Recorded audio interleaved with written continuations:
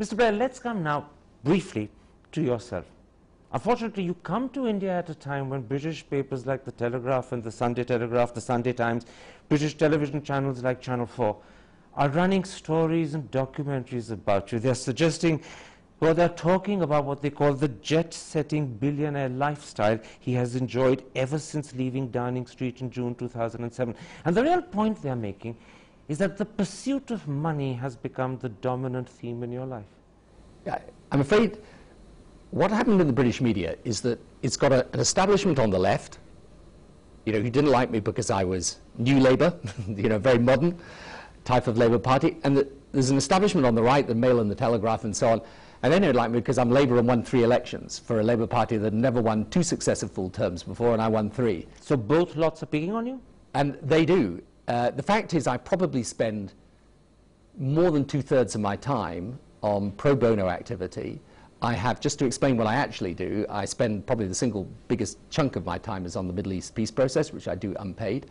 I then have a foundation that's about religious interfaith based here in India, which is why I'm here in India today.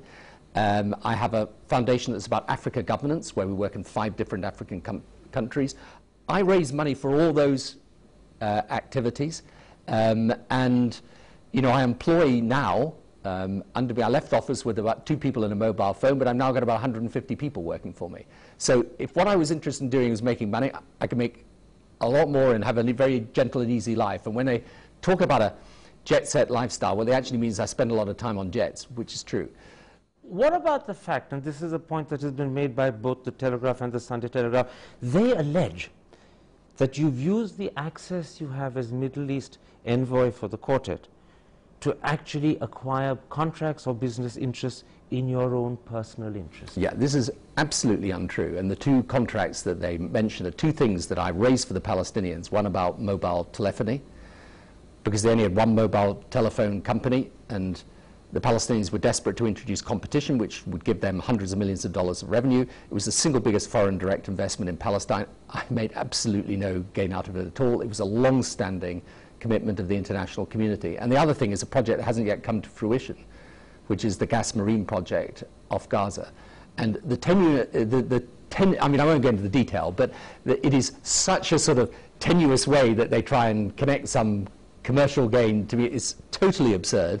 The fact is So it's absurd and unfair, these allegations? Yeah, and untrue, most important of all. Very quickly, because I don't want to carry on about this for very long, but they talk about 2 specific ones. The fact that you met Colonel Gaddafi 5 or 6 times and promoted, they allege, a banking deal for J.P. Morgan, for whom separately you happen to be an advisor, and secondly, that you used your access to the Emir of Kuwait to arrange contracts for Tony Blair Associates. Those are 2 charges specifically. Yeah, and again, just to deal with both of them, actually, I've never, in fact, made any commercial deals out of Libya at all.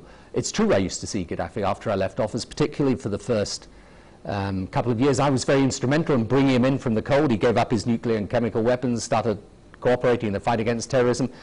I hope he might shift internal policy to match external policy shifts, but he didn't. And in respect of Kuwait, this is something I do is completely separate from anything else. I have one part of what we do is we advise governments on building capacity and things like healthcare and education and so on. It's got absolutely nothing to do with what I do in the Middle East. And so, look, in the end, I suppose, as someone said to me the other day, the fact that I'm in the British newspapers so much shows you continue to interest people or divide them one way or another. But, for me, my life is actually is directed towards what I think is the big issue, which is how do you bring about, in an era of globalization, peaceful coexistence. That's why I do the Middle East. That's why I do the religious interfaith. That's why I do this thing about Africa and trying to help countries get their way out of poverty. And for me, the money is just a way of funding the rest of the things I do. So, it's just part of it.